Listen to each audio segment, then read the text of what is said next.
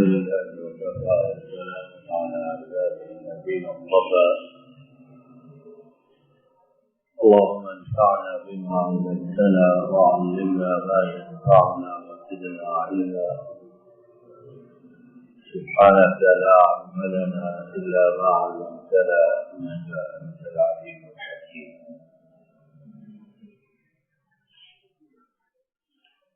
ہمارا دین، ہماری شریعت، ہمارا مذہب دین فطرت ہے،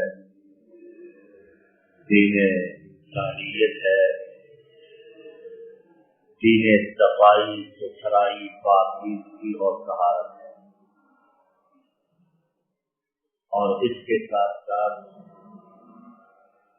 اس میں ایک دوسرے کو تکلیف سے دور رکھنے اور ایک دوسرے کو اذیت نہ دینا اتنا ضروری ہے کہ قرآن و سنت میں اس کے بارے میں متعدد باتیں موجود ہیں۔ کیا مطلب اس بات کا کہ اللہ کے جو گھر ہیں، مسجدیں ہیں، اور مسجدوں کے باہر بھی گھروں میں، دفتروں میں، بازاروں میں ایک مسلمان کی شان یہ ہے کہ وہ ہمہ وقت انتہائی زیادہ پاکیزہ، طاہر و مطہر اور صاف ستھرا ہے، اور جتنا یہ صفائی ستھرائی کا ڈھنڈورا پیٹا جاتا ہے اور خاص کر آج کل وبا بیماری پھیلی ہوئی ہے، اس حوالے سے ہمارے دین نے اس سے ہمیں آج سے 1400 برس سے پہلے آگاہ کر دیا کہ یہ دین، یہ صفائی ستھرائی پاکیزگی، بدبو خلاقت سے دوری، یہ ہمارے دین کا بنیادی حصہ ہے۔ کوئی دین کے نام پر، کوئی سادگی کے نام پر، کوئی درویشی کے نام پر یہ نہ کہے کہ دین، اس میں بدبو خلاقت وہ بھی چلتی ہے، اور اللہ معاف کرے بعض بے وقوف لوگوں نے دین کے نام پر صوفیوں کے روپ میں، صوفی ان کے روپ میں جو بدبو خلاقت شریعت سے جوڑ رکھی ہے، اس کا ہمارے دین سے کوئی تعلق نہیں۔ اسی طرح اللہ کے گھروں میں اور باہر بھی اسی طرح ایک دوسرے کو اذیت دینا، تکلیف دینا، تو تکار، لڑائی جھگڑا، گالی گلوچ، ہاتھا پائی، یہ انتہائی زیادہ اللہ کے نزدیک ناپسندیدہ عمل ہے۔ امام مسلم نے حضرت جابر بن عبداللہ رضی اللہ عنہما سے روایت کی کہ نبی کریم صلی اللہ علیہ وسلم نے ارشاد فرمایا، کوئی شخص لہسن کھا کے، پیاز کھا کے، لہسن کھا کے، پیاز کھا کے، اور ایک دوسری روایت میں آپ صلی اللہ علیہ وسلم نے فرمایا گندنا کھا کے، یہ بھی کھانے کی چیز ہے، وہ کھا کے، لہسن، پیاز اور ایک دوسری روایت میں گندنا، یہ کھا کے مسجد میں نہ آئے۔ اب یہ پیاز لہسن حرام نہیں، انڈیا میں استعمال ہوتا ہے، لیکن اس وقت نہیں کھانا جب ہم نے نماز کے لیے یا کسی کام کے لیے مسجد میں آنا ہے۔ کیوں؟ فرمایا کہ اس سے بندوں کو بھی تکلیف ہوتی جس طرح اللہ تعالیٰ کے فرشتوں کو اس سے اذیت اور تکلیف پہنچتی۔ اب یہ مختصر سی حدیث پاک ہے، 2-3 سطر کی 2-3 لائنیں، لیکن اس میں اسلام کے رہنما اصول بیان کیے گئے کہ حلال چیز، پیاز، لہسن، ان کی بدبو بھی اس اسلام کو مسجد میں نمازیوں کے درمیان اتنی ناگوار ہے، تو یہ جو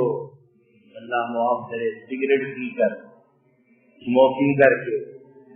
نسوار کھا کے یا اور اس طرح کی غلط چیزیں کھا کر مسجد میں آتے ہیں، اور دائیں بائیں کے جو لوگ ہیں، ایک دو بندہ نہیں، تین چار چار لوگوں تک ان کی بدبو جاتی ہے، تو ٹھیک ہوگا۔ اور بعض بیوقوف ایسے بھی ہیں کہ منع کیا جائے، سمجھایا جائے، تو بجائے سمجھنے کے آگے سے لڑنے کو پڑتے ہیں کہ اللہ کا گھر ہے، کسی کی ملکیت نہیں، جائیداد ہے، جس طرح چاہے۔ عجب منطق ہے، یعنی باہر تو کسی کے گھر مہمان جائیں تو خوشبو لگا کر، پرفیوم لگا کر، فکر سینٹ لگا کر جائیں، اور معاذ اللہ اللہ کا گھر ہی اتنا کیا گزرا کہ ہر کرتوت اور حرکت کر کے مسجد میں آ جائیں۔ اور اس کا مطلب یہ نہیں کہ جو سگریٹ پیتا ہے، نسوار کھاتا ہے، اس طرح سے نماز نہ پڑھنے دی جائے مسجد، ضرور آئے پڑھے، لیکن خیال رکھے کہ اس سے بندوں کو بھی تکلیف اور اس سے اللہ کے برگزیدہ فرشتوں کو۔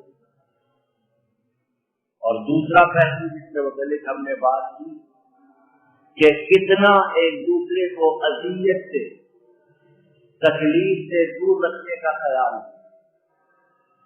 کہ بندوں کو اگر ان چیزوں سے تکلیف ہے تو اللہ کے فرشتوں کو کتنی تکلیف ہوگی، اور بندوں کی تکلیف کی وجہ سے حلال کی پیاز لہسن وہ نماز کے وقت نہیں کھا رہا ہے۔ اور پھر جو بات بیوقوف لوگ مسجد میں چھوٹی چھوٹی باتوں پر لڑتے،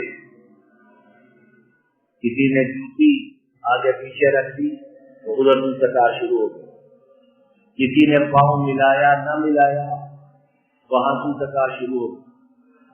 کوئی پنکھے پر، کوئی لائٹ پر، کوئی دروازے پر، چھوٹی چھوٹی باتوں پر اس طرح لڑتے انتظار کرتے ہیں گویا پتہ جائیداد کے مسئلے، اور سمجھتے ہیں کہ جتنی مسجد میں بلند آواز ہماری ہوگی، جتنا لڑیں گے اتنا لوگوں پر ہمارا روز دبا بیٹھے گا، کہ بڑی بہترین شخصیت کا مالک خواب ہے۔ اللہ کا گھر ہے یہ، کس لیے؟ رکوع و سجود کے لیے، اللہ کی عبادت کے لیے، دعائیں مانگنے کے لیے، ریاکاری کرنے کے لیے۔ جس نے لوگوں پر اپنی بات بٹھانی ہے، تو تکار لڑائی جھگڑا کرنا ہے، مسجد کے دروازے سے باہر ساری دنیا پڑی ہوئی ہے، وہاں جا کر کرے، کوئی روکنے ٹوکنے والا نہیں۔ لیکن اللہ کے گھر میں اپنی زبانوں کو، اپنے ہاتھوں کو بند رکھیں تاکہ نہ ان کاموں سے بندوں کو تکلیف پہنچے اور نہ ہی اللہ کے برگزیدہ فرشتوں کو تکلیف پہنچے۔ تو دونوں پہلو اس مختصر سی حدیث پاک کو میرے آپ کے سامنے کہ صفائی ستھرائی عام طور پر بھی اور مسجدوں میں خاص طور پر اتنی زیادہ کہ کسی کو ہم سے تکلیف اذیت نہ پہنچے، اور اسی طرح اپنی زبان، اپنے ہاتھوں، اپنی حرکات و سکنات پر اس طرح قابو رکھیں کہ کوئی مسجد میں ہم سے اذیت و تکلیف محسوس نہ کرے۔ اگر اس طرح ہماری مسجدیں ہو جائیں اطمینان و سکون والی، راحت والی، خاموشی والی، تو عبادت کرنے میں کتنی لذت آئے، کتنی لذت آئے۔ بعض بیوقوف ایسے ہیں مسجد میں آتے ہیں اور مسجد میں آنا انتہائی بڑی نیکی، اب آ کر اونچی آواز میں ایک دوسرے کا حال پوچھنا شروع کر دیتے ہیں، پیچھے کھڑے ہو کر لوگ سنتیں پڑھ رہے ہیں، دعائیں مانگ رہے ہیں، قرآن پاک کی تلاوت، اور اونچی اونچی آواز میں کوئی موبائل کے ساتھ لگا ہے، کوئی حال چال پوچھ، منڈی بنائی، بھائی یہ کام باہر کرو۔ ہاں کبھی اگر کوئی ایسی ایمرجنسی ہے، ضرورت ہے، تو اس کی اسلام میں مسجد کے اندر بھی محدود طریقے سے اجازت ہے، لیکن یہ شعار ہی بنا لینا یہ انتہائی غلط بات ہے۔ اللہ تعالی ہمیں ان باتوں سے اپنے آپ کو دور رکھنے، اپنے نفوس کو باز رہنے کی توفیق عطا فرمائے۔ ہماری ٹوٹی پھوٹی عاجزانہ معمولی تمام عبادات کو قبول فرمائے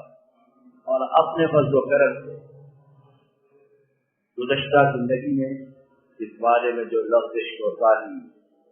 غلطی خطا ہوئی ہے رب العالمین اس سے درگزر فرمائے۔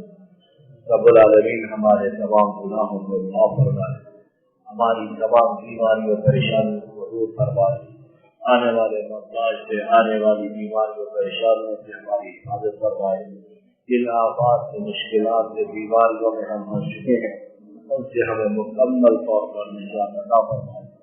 رب العالمین ہمارے ملک میں انفرادی اجتماعی اس موذی بہت خطرناک وبا اور بیماری سے محفوظ فرمائے۔ جو لوگ اس کا شکار ہو چکے انہیں مکمل طور پر شفایاب صحت فرمائے اور باقی تمام بچنے والوں کو اس کی اپنے کرم سے بچائے رکھے۔ ربنا ظلمنا انفسنا وان لم تغفر لنا وترحمنا لنكونن من الخاسرين ربنا آتنا في الدنيا حسنة وفي الآخرة حسنة وقنا عذاب النار وصلى اللهم على نبينا محمد وعلى آله وصحبه